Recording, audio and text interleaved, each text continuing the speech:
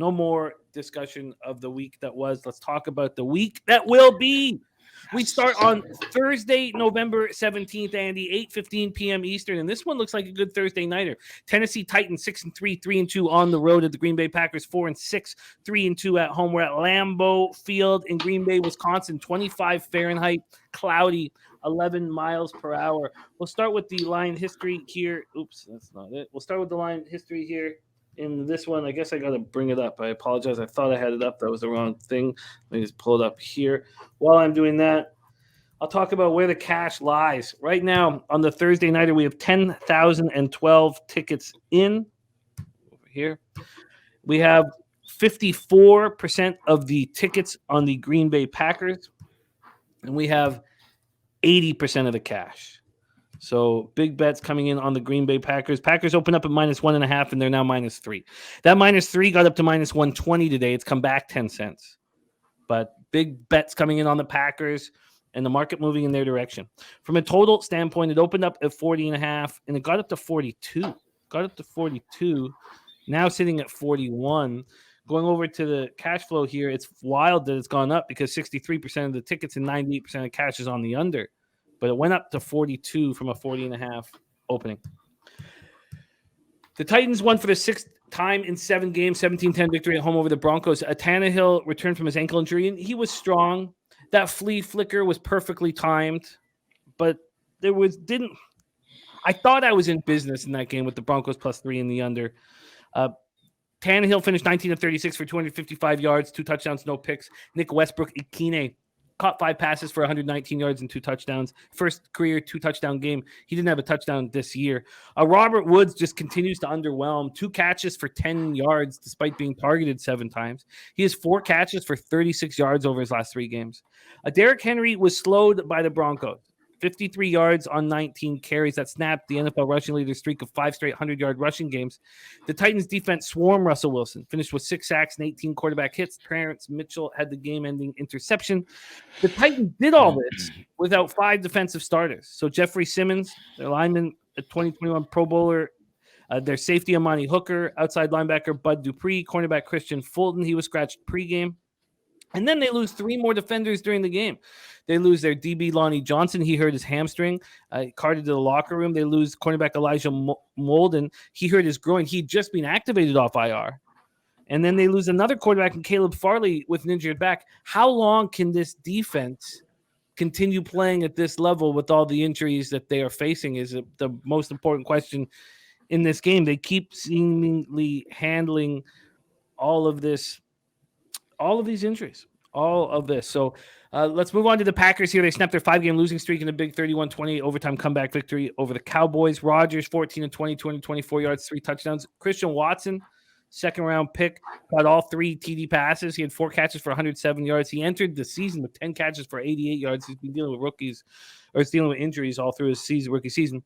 He's the first Packers rookie since Keith Woodside in 1988 to have multiple touchdown catches in a game. Aaron Jones, 24 carries for 138 yards and a touchdown. He caught 2 passes for 18 yards. The defense struggled at times in their first game without Rashawn Gary, who's done for the year. They finished with 2 sacks and 6 quarterback hits. They're also missing Devondre Campbell, linebacker, with a knee injury, and their quarterback, Eric Stokes. Stokes is not likely to play again for the rest of the year. Rudy Ford had 2 interceptions for 68 yards. The Packers struggle against the run. This is not good when you're facing Derrick Henry. Tony Pollard went for 115 yards and a touchdown on 22 carries. Malik Davis went for 38 on 5 attempts. That's 5.67 yards per attempt.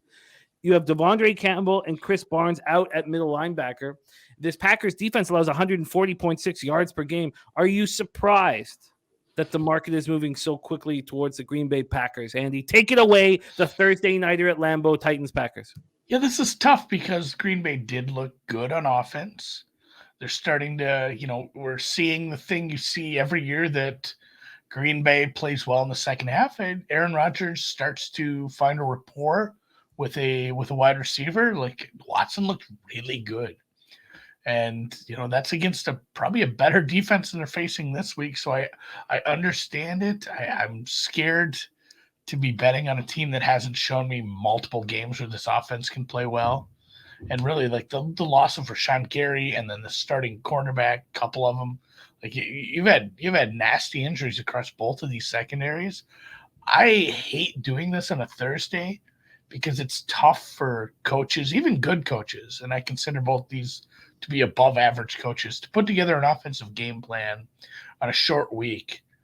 But I kind of want to bet the over here, just because the Titans should be able to go with their game plan, get what they want on the ground. Like, they won another game. The Titans have not been winning games that they should win. Like, clearly, when you look at the box scores, it's another game where they were outgained by the Broncos and they won a game. I think they've only had like one or two games all year where they've had more yardage than their opponent. They're 6-3 somehow, but they should be able to just go with the game plan of, hey, we're going to run the ball because this is an easy team to run on, and we have Derrick Henry and Tannehill another week back in the saddle. You're starting to get some health in the wide receiver core. I think both offenses should be able to play well. I don't think seeing the Broncos is like a true test of your defense.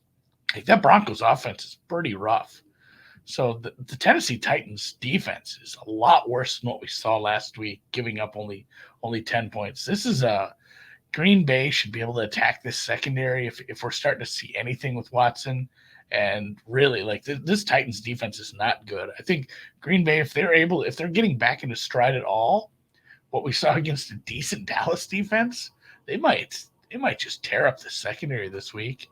And Tennessee should be able to answer with Derrick Henry. I'm, you know what? I don't have a single play yet.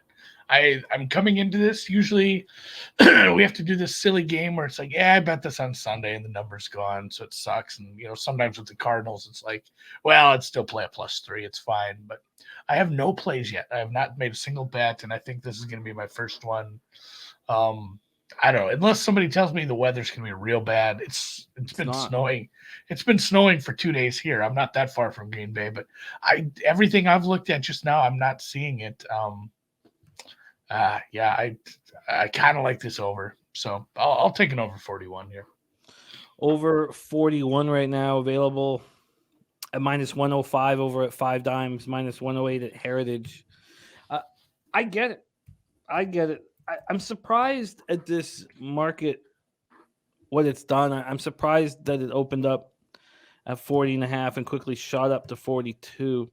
I'd just like to see how fast that happened here. So it opened up on Sunday night at Pinnacle at 7:19 p.m. 40 minutes later, a 5-cent move towards it. And then an hour after that, they moved it to 41. And then 12 hours after that, this morning at 8:25 a.m., they moved it to 42. That 42 got up to -113 when the buyback started happening, down to 41.